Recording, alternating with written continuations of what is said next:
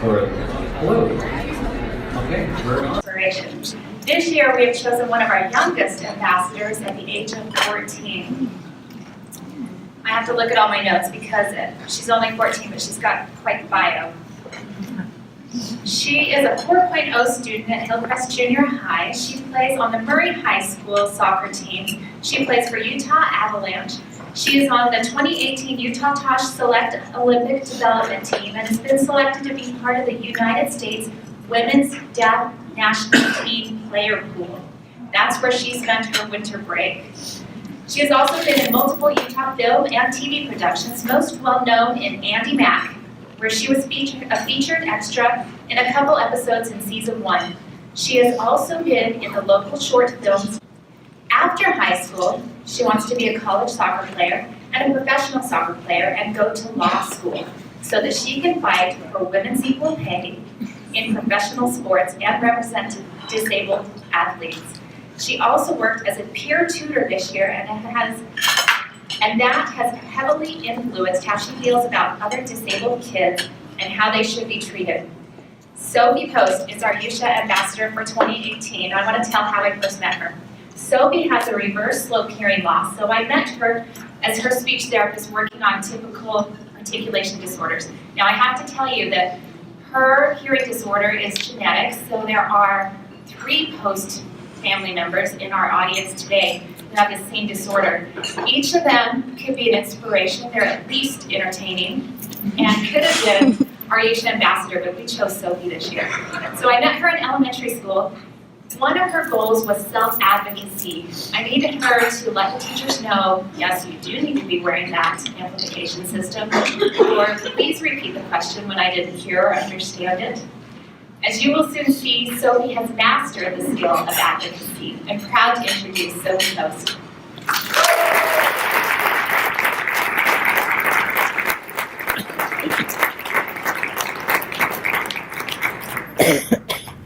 That's me, the screaming kid at Disneyland, the happiest place on earth. Everyone else is smiling, but I don't know what's going on. When you can't hear, the world can seem like a very scary place. My name is Sophie Post. My dad's family has a hereditary hearing loss. It's called reverse slope, and it can make life really weird.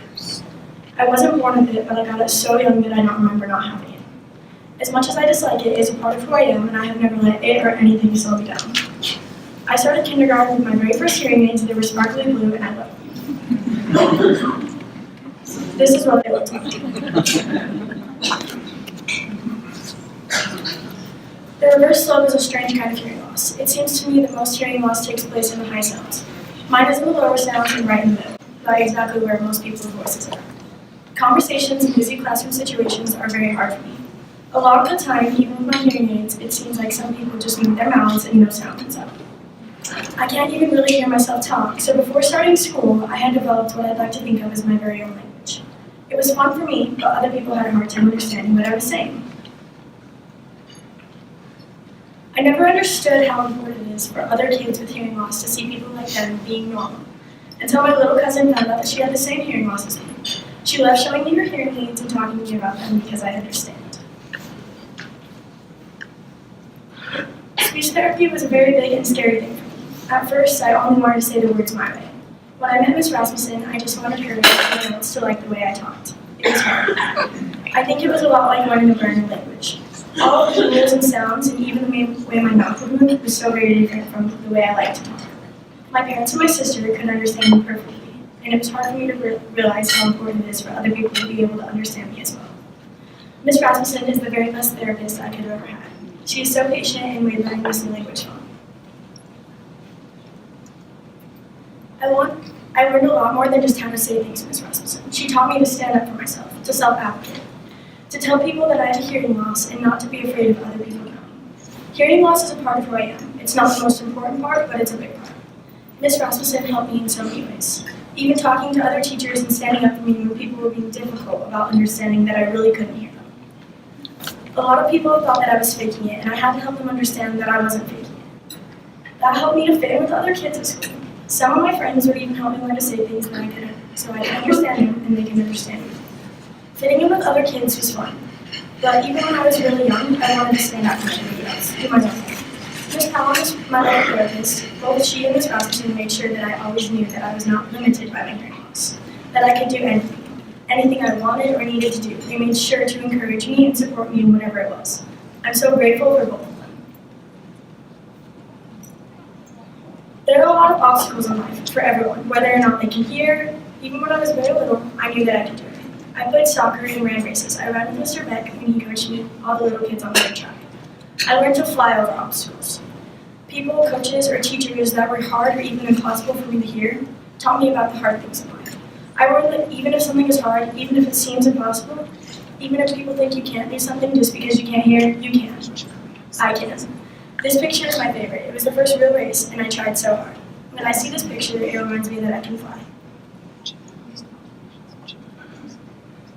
There was a little while that I was embarrassed to have a hearing loss. I thought it made people look at me differently and treat me like I was not, like I was different. Like no matter how hard I tried, I couldn't be a normal hearing person that I would ever really fit in. I feel like having a hearing loss was something that I should hide. I was wrong. There's nothing wrong with being different. There's nothing wrong with standing out. There's nothing wrong with not hearing, nothing wrong with not being able to see or walk or talk or anything.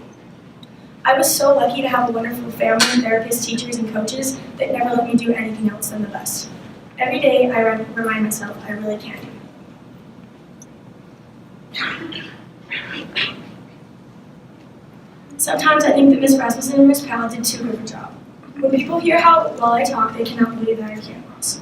Teachers, coaches, players, and friends have all questioned me, not just about my hearing loss, but whether or not I actually have one. I had to learn to really self-advocate with a lot of players and coaches, explaining to them, yes, I really do have hearing loss. Even showing them my hearing aids would not always convince them. It seemed funny to me that after years of speech therapy and self-advocating with the teachers and friends, the hardest people were the hardest people to convince. Convincing coaches that I really wasn't ignoring them and players that I was having a difficult time understanding what they were saying was probably the most difficult self-advocating I've ever had to do. There are days you don't want to practice TH sounds or exercise at 5 a.m. But I get stronger when I make myself do hard things. Everyone does. I've seen other players overcome things that are difficult for them, and it always makes me want to try harder. Practices are hard, school is hard. Parties and celebrations are not just hard, they can be scary. And the what ifs. What if they make fun of me? What if they get mad at me when I say what? What if nobody likes me? What if I'm not good enough? What if they don't like me because I wear hearing aids? What if they think I'm broken? It is hard, almost always. But that's okay. When I make myself do hard things, I get better. When I help other people do hard things, we both get better. I wish that more people understood that things are hard and that it's okay. Doing hard things makes us all better. This year, I got invited to the National Deaf Women's Soccer Team camp. It was one of the best experiences of my life. I got to play my favorite sport with other girls that were more like me than anyone else. Deaf and hard-of-hearing players playing soccer together was something that I never knew about. And I'm so very glad I did it. It was wonderful. Going to the deaf national team training was one of the best things I had ever done. I knew what it was like to play with other girls like me. I had always just adapted to the way that hearing people play. When I first went to Austin, Texas, I was scared because I didn't know anyone and I didn't know how to sign. Moments later, I was already friends with the whole team because people who have hard of hearing find other ways to talk, like body language, lip reading, and pretty much just playing a fun game of charades. Some of the girls that I couldn't hear at all, yet they adapted so well on the field.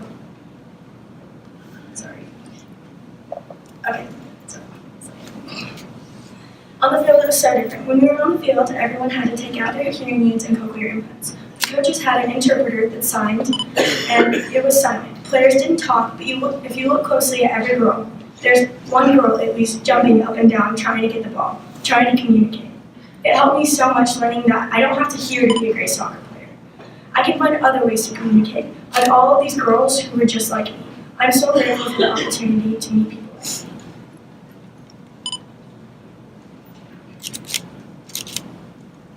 When I picture myself in 5 years, I don't think about the hearing aids everywhere. I don't think about the looks that I would get when people see them in my ear. I don't think about the rude people that make fun of people with hearing loss. I think about soccer, about being on the national team. I think about the steps I have to take to make my dreams come true. I wish that everyone could do this. Focus on the person that they want to become, doing the things that they want to do. I dream really big. I always have and I always will. My hearing loss is not me, it's not who I am, it's just a small part of me. I am a sister and a daughter and a friend. I am a soccer player. I am all of these things. I have hearing loss. That is okay. I'm honored to accept this nomination as ambassador for the Utah Speech Language Association. Thank you.